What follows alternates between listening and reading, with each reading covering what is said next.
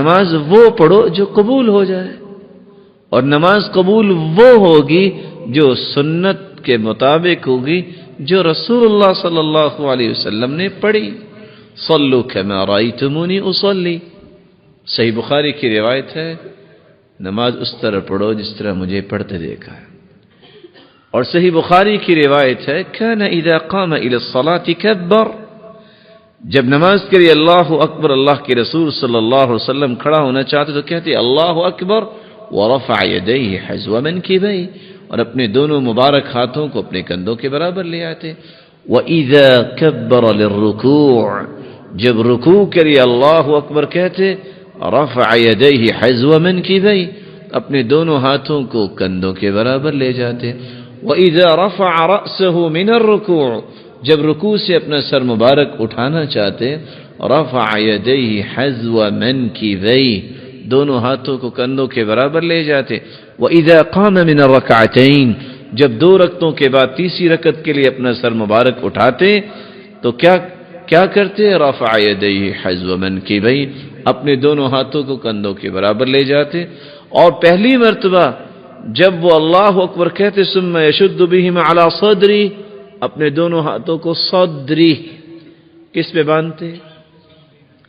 صدر کس کو کہتے ہیں؟ آپ عربی پڑھے ہوئے ہیں سب لوگ، اتنا کامن لفظ ہے۔ صدر کس کو کہتے ہیں؟ سینے کو۔ اور سینہ کہاں ہے؟ ہاتھ کے اشارے سے اس کو بیان بھی تو کیا جا سکتا ہے نا۔ سینہ کس کو کہتے ہیں؟ آج کل تو کہ خاصے ملٹی پرپز آگے ہیں، ہو سکتا ہے کہ کوئی کسی کا سینہ نیچے بھی چلا گیا ہو سکتا ہے نا۔ ایک شخص زندگی نماز پڑھتا ہے، اس نے رسول اللہ صلی اللہ علیہ وسلم کے طریقے کے مطابق نماز نہیں پڑھی۔ اور سلسلہ صحیحہ کی روایت غور سے سنیے گا، ان الرجل لیصلی 60 سنہ، ایک انسان 60 سال نماز پڑھتا ہے۔ اس کا مطلب یہ نکلا اٹ مینز کہ اس کی عمر 70 سال ہے، کیونکہ 10 سال کی عمر میں اس نے نماز پہ مار کھانی ہے نا اگر نہیں پڑھتا تو۔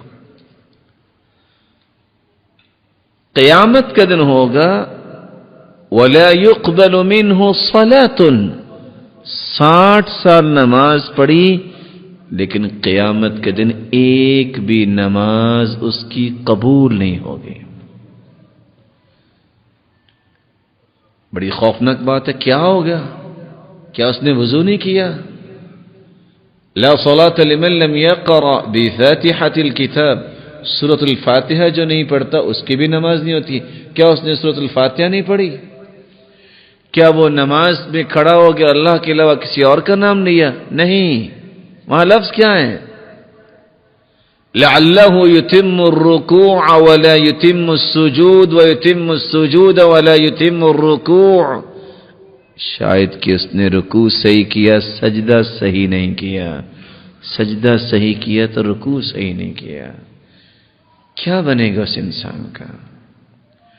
رسول اللہ صلی اللہ علیہ وسلم کے طریقے کے مطابق نہیں۔ اگر 210 روایتیں ایک چیز پہ آ جائیں کہ اللہ کے رسول صلی اللہ علیہ وسلم نے اپنے دونوں ہاتھوں کو کندھوں کے برابر اٹھایا، پھر رسول اللہ صلی اللہ علیہ وسلم نے ہاتھ کہاں باندھے، ایک ایمان قبول کرنے والا شخص جب یہ طریقہ اختیار نہیں کرتا تو پھر نماز کس کے لیے پڑھ رہا ہے؟ وہ آخر کس کے لیے؟ اس رب نے تو قبول کرنی ہے وہ نماز جو اپنے پیغمبر کو سکھائی۔ اس لیے جو مسجد میں آ جائیں ان سے ہم گزارش کرتے ہیں کہ وہ سنت کے مطابق نماز پڑھیں، جو نہیں آئے ان کو مسجد میں لانے کی ہم گزارش کرتے ہیں، اور جو نماز پڑھتا ہی نہیں ہے اللہ تعالی ہدایت نصیب فرمائے۔ اگر کتابیں کھولتے ہیں نا تو کتابیں بول کے کہتی ہیں ایسا انسان جو نماز پڑھتا ہی نہیں، جو نماز کہتا ہے ضروری نہیں ہے، یہ کون سی فرض ہے؟ یہ تو بھوکے لوگ پڑھتے ہیں جن کو کھانے پینے کو کچھ ملتا نہیں ہے، تو وہ رو رلا کے اللہ سے کچھ مانگتے ہیں، میرے پاس تو سب کچھ موجود ہے، مجھے کیا نماز کی ضرورت ہے؟ تو کتابیں بول کے کہتی ہیں من ترک الصلاة متعمدا فقد کفر، جو معاند ہیں، کہتے ہیں نماز ہے ہی نہیں، ضرورت ہی نہیں، تو کافر ہو جاتا ہے۔ اور ایسا انسان اگر بغیر توبہ کے مر جائے تو ایسے انسان کے بارے میں کتابیں کیا کہتی ہیں؟ لا یغسل، اس کا غسل کی ضرورت نہیں ہے، ولا یکفن، اس کو کفن کی بھی ضرورت نہیں ہے، ولا یصلی علیہ، اس کا جنازہ پڑھنے کی بھی ضرورت نہیں ہے، ولا یدعى له بالمغفرہ، اس کے بخشش کی دعا کی بھی ضرورت نہیں ہے، ولا يدفن فی مقابر المسلمین، مسلمانوں کے قبرستان میں بھی اس کو دفن کرنے کی ضرورت نہیں ہے۔ اور رسول اللہ صلی اللہ علیہ وسلم نے فرمایا من صلی العشاء فی جماعت کان کقیام نصف لیلہ ومن صلی العشاء والفجر فی جماعت کان کقیام لیلہ، آسانی اتنی ہے، عشاء کی نماز کو باجماعت پڑھ لے، آدھی رات کی تہجد اس کے نامہ اعمال میں لکھ دی جاتی ہے، اور جو صبح کی نماز پڑھ لے اس کو اجر و ثواب تہجد کا بھی مل جاتا ہے۔ اور دین نے اتنی خوبصورت یہ بات بیان کی ہے،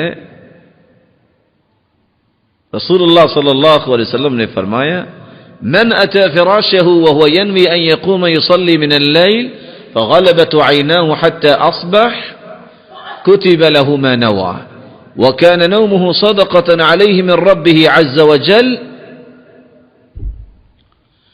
جو شخص رات سوتے وقت نیت کر لیتا ہے کہ میں صبح تہجد پڑھوں گا، انسان اگر نیت یہ کرتا ہے اے مالک الملک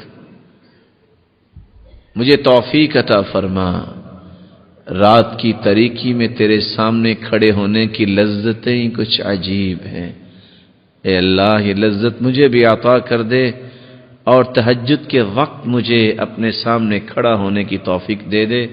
انسان سو گیا، وضو کیا، اذکار کیے اور سو گیا، فغلبت عیناہ حتی اصبح، نیند کا اتنا غلبہ ہوا صبح کی اذان ہوگی اور پتہ ہی نہیں چلا۔ اللہ رب العزت فرشتوں سے کہتے ہیں نا قیدت عبدی بقید من قیودی، سلایا تو میں نے ہے، یہ نیت کر کے سویا تھا نا، جو اس نے نیت کی، اس نے تہجد پڑھی ہے یا نہیں پڑھی، اس کے نامہ اعمال میں تہجد لکھ دو۔ وَكَانَ نَوْمُهُ صَدَقَةً عَلَيْهِ مِنْ رَبِّهِ عَزَّ وَجَلَّ، رات کی تاریکی میں لوگ صدقہ کرتے رہے، یہ تو سویا رہا، اس کی 4 یا 6 گھنٹے نیند کو ہی صدقہ بنا کے اس کے نام اعمال میں لکھ دو، اللہ وہ بھی ضائع نہیں کرتا۔ وَمَنْ صَلَّى الْفَجْرَ فِي جَمَاعَةٍ فَهُوَ فِي ذِمَّةِ اللَّهِ فَلَا تُغْفِرُ ذِمَّةَ اللَّهِ، جو فجر کی نماز با جماعت پڑھتا ہے وہ اللہ کی امانت و ضمانت میں چلا جاتا ہے۔ لوگوں اپنے ہاتھوں سے اپنے خود بخود اللہ کی ضمانت کو نہ توڑا کرو، فجر کی نماز با جماعت پڑھا کرو۔ ومن صلى الفجر في جماعة ثم قعد يذكر الله عز وجل حتى تطلع الشمس ثم صلى ركعتين كانت له كأجر حجة وعمرة تامة